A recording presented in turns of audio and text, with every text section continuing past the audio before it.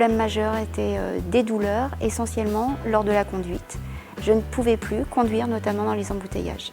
Je souffrais terriblement depuis 2 à 3 ans et que j'avais perdu énormément de mobilité et qu'au quotidien, j'étais handicapée, tout simplement.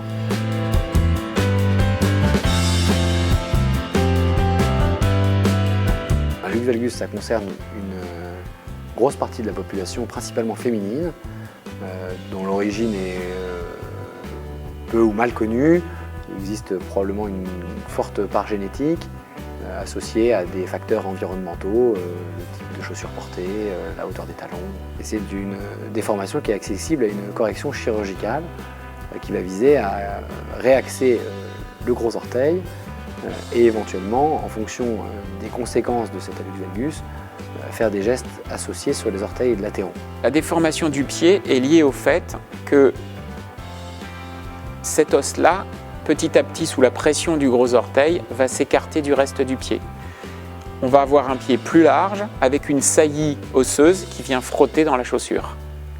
Ça, pour le corriger, on va couper cet os-là dans le sens de la longueur pour pouvoir, par translation et rotation, le remettre en bonne position.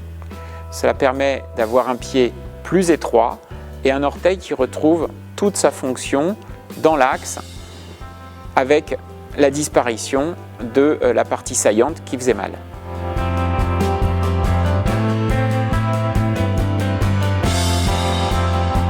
Une autre pathologie qu'on voit fréquemment est l'arthrose de l'articulation du gros orteil, qu'on appelle l'hallux rigidus. Donc lorsqu'il y a une importante arthrose dans l'articulation du gros orteil, on va proposer un blocage de cette articulation. On va gratter le cartilage, mettre les deux os en contact et mettre une petite plaque au-dessus pour bloquer l'articulation et ne faire plus qu'un os entre la phalange et le métatarsien. Ça ne veut pas dire qu'on aura un orteil complètement rigide parce qu'on va laisser toute la mobilité de l'articulation la plus distale, ce qui permet au pied d'avoir un appui au sol quand on est pied à plat, mais également de se mettre sur la pointe du pied quand on marche. Et donc on conserve une grande partie de la fonction, ce qui permet également de courir pour ceux qui courent ou de continuer à mettre des talons plus ou moins hauts en fonction de la forme du pied.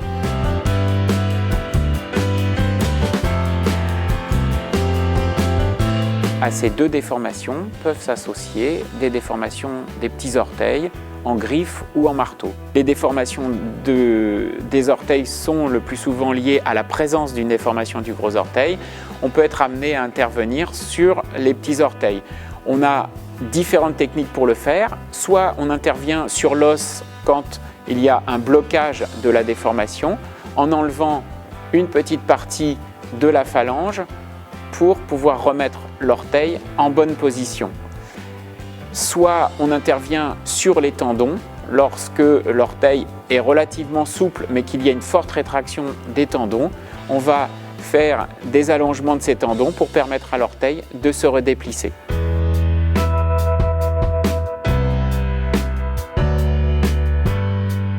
Les motifs de consultation sont de 3 ordres. Le premier, c'est la douleur. Douleur sur la déformation et sur le reste du pied parce que la déformation entraîne une mauvaise marche. Les problèmes de douleur étaient devenus extrêmement invalidants dans la vie quotidienne.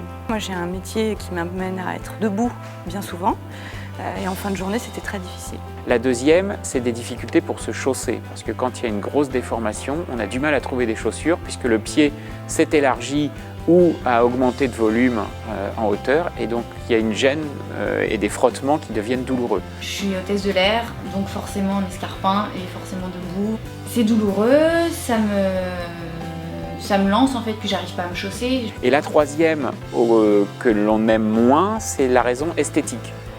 On déconseille fortement de se faire opérer pour une raison esthétique. À partir du moment où le pied n'est pas douloureux ou très peu, qu'il est facile à chausser, il n'y a pas de raison d'y toucher. On a plus de risques d'être gêné par les complications d'une chirurgie que par l'esthétisme. J'ai un petit garçon de 2 ans et je me suis dit que si je ne faisais rien, je ne pourrais pas courir dans la forêt avec lui, me balader sur la plage. La prise en charge par un chirurgien peut se concevoir à partir du moment où la pathologie est responsable de douleurs ou de gênes importantes au chaussage et limite les activités classiques de la vie quotidienne. J'ai eu mal 2 ans. Donc pendant 2 ans, on évite d'y envisager l'intervention, on va voir un podologue, on pose des semelles, mais ce n'est pas suffisant. Et quand on décide de se faire opérer, c'est que la douleur est devenue vraiment invalidante.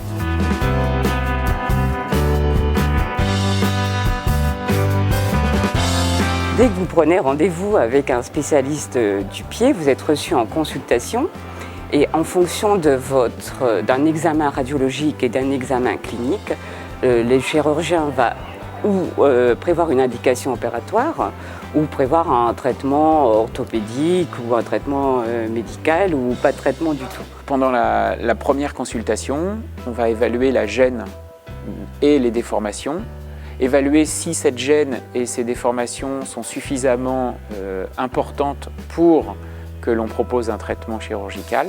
Le bilan radiologique confirme la possibilité que nous avons en tant que chirurgien de corriger les déformations. Une fois que ce traitement chirurgical est décidé, à ce moment-là, il faut savoir s'il n'y a pas de contre-indication d'ordre général ou des problèmes d'artères, des gros problèmes de veines, qui ne seront pas forcément des contre-indications absolues, mais qui peuvent gêner les suites normales d'une chirurgie.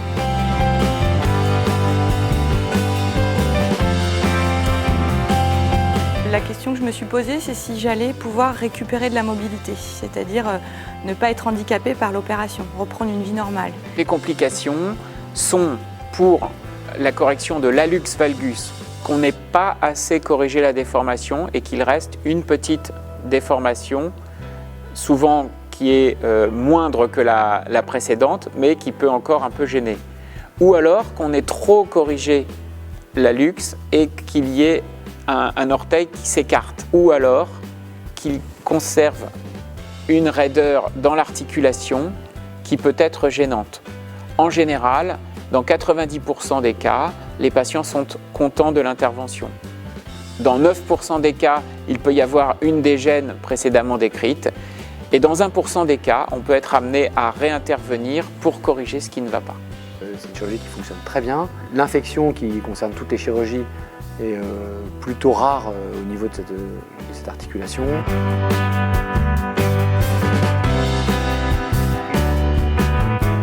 Pour les suites opératoires, il est prescrit une chaussure post-opératoire qui sera apportée pendant les 8 premiers jours pour protéger le pansement du sol et donc qui est à utiliser dans tous les déplacements qui sont faits à la maison.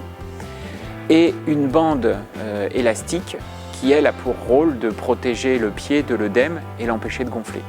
Ces deux choses sont à apporter le jour de l'intervention. La chaussure sera mise dès le premier lever, tandis que la bande sera posée au bloc opératoire.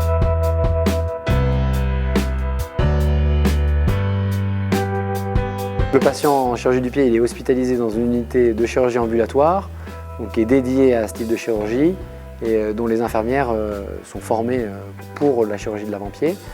Les infirmières de l'unité de chirurgie ambulatoire les appellent la veille pour vérifier qu'ils ont bien compris qu'il fallait prendre une douche désinfectante la veille et qu'ils n'oublient aucun des éléments, que ce soit les radios, la chaussure, les bandes, tous les éléments que l'on a prescrits pour l'intervention. Certains de leurs médicaments, s'ils prennent des médicaments de manière habituelle, auront éventuellement été arrêtés 1 ou plusieurs jours avant l'opération. Donc l'opération, elle se déroule au cours d'une hospitalisation ambulatoire. Le malade rentre le matin, sort le soir. Les patients commencent à arriver vers 7h15 pour les premiers, 7h15, 7h30. Il faut qu'ils soient à jeun, sans manger, sans boire, sans fumer, sans mâcher de chewing-gum la veille, depuis minuit. Il faut qu'ils apportent la bande, la chaussure, la radio. On les conduit dans leur chambre en leur expliquant qu'ils ont une douche à prendre. On va vérifier déjà que les personnes n'ont plus de vernis à ongles, vérifier qu'il y ait une dépilation qui soit été faite, si elle n'est pas faite, on l'a fait. Il faut aussi s'assurer que quelqu'un viendra bien le chercher le soir, qu'il ne sera pas tout seul à son domicile la nuit. J'avais prévu que quelqu'un m'emmène le matin et me ramène l'après-midi. J'avais la chance d'avoir mon mari qui pouvait venir me récupérer et qui restait près de moi. Au bloc opératoire, on leur posera une perfusion et le plus souvent, on leur proposera une anesthésie loco-régionale, c'est-à-dire qu'on endormira uniquement la partie inférieure de la jambe. Quelques piqûres au niveau du pied et de la jambe. Des produits dont la durée de vie est suffisamment longue pour permettre l'opération et pour permettre également une sortie le soir sans avoir de douleur importante au moment du départ. On vous propose de vous mettre de la musique si vous avez prévu le MP3. J'écoutais de la musique et je ressentais des vibrations, mais pas de douleur. Et vous ressortez, vous n'avez rien vu, rien senti, on vous a parlé gentiment. Cette opération dure entre 20 et 50 minutes en fonction de l'importance des gestes qui sont à réaliser. Puis une fois l'intervention terminée, dans le cas où seule une anesthésie loco-régionale est réalisée, ils peuvent remonter directement dans leur chambre où on va leur distribuer une collation. Si en revanche on a été obligé de les endormir pendant quelques minutes pour une raison ou une autre, à ce moment-là il faut un petit séjour d'une demi-heure, 3/4 d'heure en salle de réveil pour les faire remonter en toute sécurité dans la chambre. Le malade sort du bloc avec un très gros pansement sur l'avant-pied qui va conserver pendant 8 jours. Mon pied est énorme sous un énorme pansement avec un nombre de bandes assez conséquent.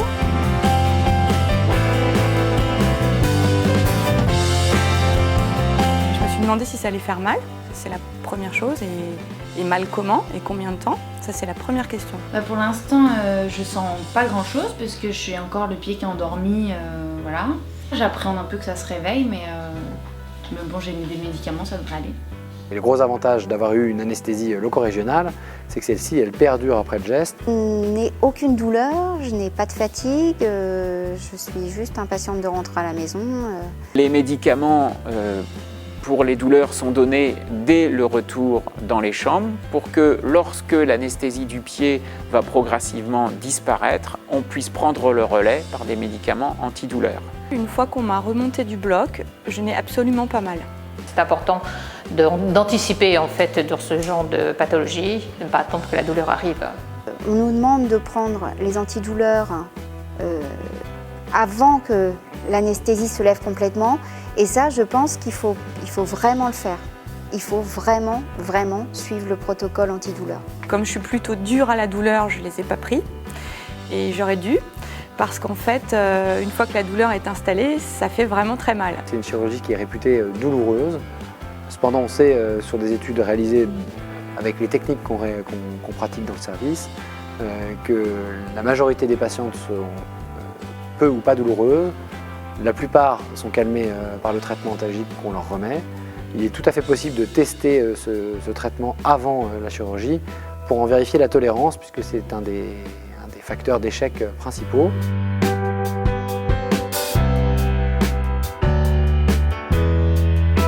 Le lendemain de l'intervention, l'infirmière de l'unité de chirurgie ambulatoire, donc qu'ils ont rencontré la veille, va les appeler pour vérifier que tout s'est bien passé, pour vérifier qu'ils ont bien dormi, qu'ils n'ont pas eu trop de douleur, qu'il n'y a pas eu de problème avec le pansement, bref, vérifier que tout va bien et s'assurer qu'il n'y a pas besoin de les revoir en urgence. On revoit avec eux parfois les protocoles, on ajuste un petit peu mieux, on voit un petit peu leur vécu.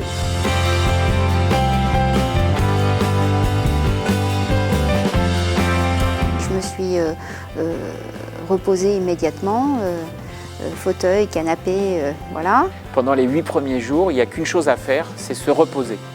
Donc il faut mettre le pied en l'air, au-dessus du cœur le plus souvent, ne se lever que pour les choses indispensables, aller aux toilettes, faire sa toilette, déjeuner si possible avec le pied sur une chaise, bref, faire en sorte que le pied ne soit pas trop longtemps au sol. Donc pendant la première semaine post-opératoire, je peux quand même aller me brosser les dents, chercher un truc dans le frigo. Enfin voilà, j'arrive à avoir une vie un petit peu normale, on va dire. Dès que le pied est sous le cœur, la pression augmente et il y a un peu plus d'œdème potentiel. L'inconfort vient vite si mon pied reste à la verticale trop longtemps et j'ai fait vraiment attention à mettre mon pied surélevé. Ces consignes sont rappelées dans une fiche qui est donnée aux patients.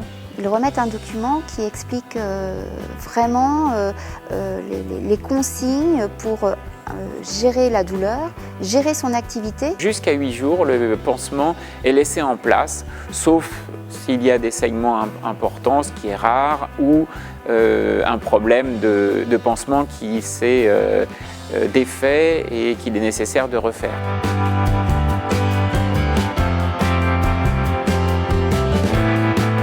Au bout de ces 8 jours, le malade sera revu en consultation d'infirmière pour refaire le pansement, avec un chirurgien à la disposition au cas où le pansement serait souillé ou le pied anormalement gonflé. Mon pied,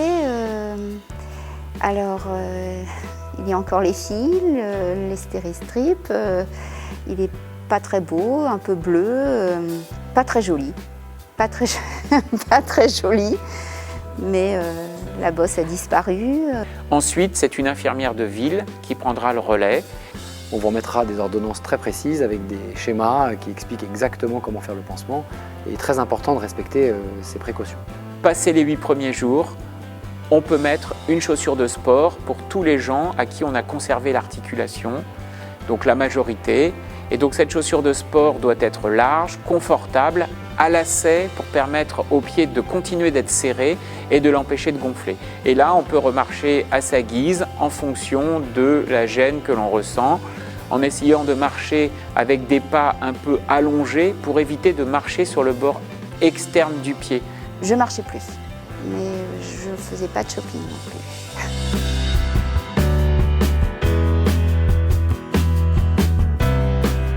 La rééducation est débutée dès le 8e jour. Cette rééducation ne nécessite pas de kinésithérapeute parce qu'il faut qu'elle soit faite plusieurs fois par jour et de façon assidue pour que le résultat soit probant.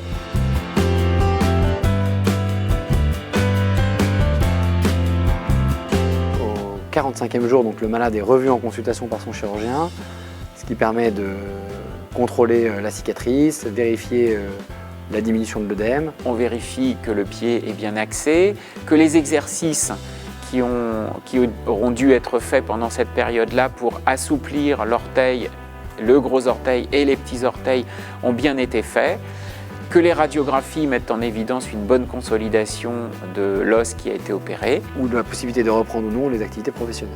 J'ai pu commencer à ressortir, aller faire 2-3 courses en me faisant accompagner au bout d'un mois. Et puis des conseils sont redonnés, ça permet au patient de continuer son auto-rééducation qui est souvent nécessaire pendant les 2 à 3 premiers mois. Il y a une période qui reste pas douloureuse mais sensible. Ce sont les frottements de la chaussure sur la zone de la cicatrice. Ce qui concerne les activités plus physiques, le sport ou le port de talons ou même se mettre sur la pointe des pieds, il faut le plus souvent attendre un délai de 3 mois. Progressivement, on s'aperçoit qu'on a marché plus longtemps sans y penser.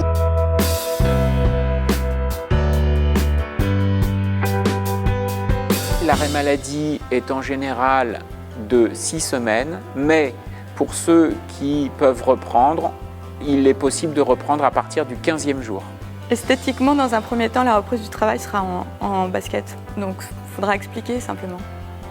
Il n'y a pas de contre-indication à reprendre au 15e jour et après, mais dans nos études, la moyenne est de 6 semaines. Alors aujourd'hui, ça fait donc 7 semaines que j'ai été opérée, exactement. Je me sens mobile, je peux circuler, je peux marcher, je peux rester debout 2 heures sans que ça me pose de problème. Je ne peux pas encore me rechausser complètement correctement, je mets des tennis pour le moment, mais je suis indépendante. Donc ça, c'est quand même très positif. Alors j'ai été opérée il y a 7 ans. Je n'ai plus jamais eu mal depuis 7 ans. Ça change la vie.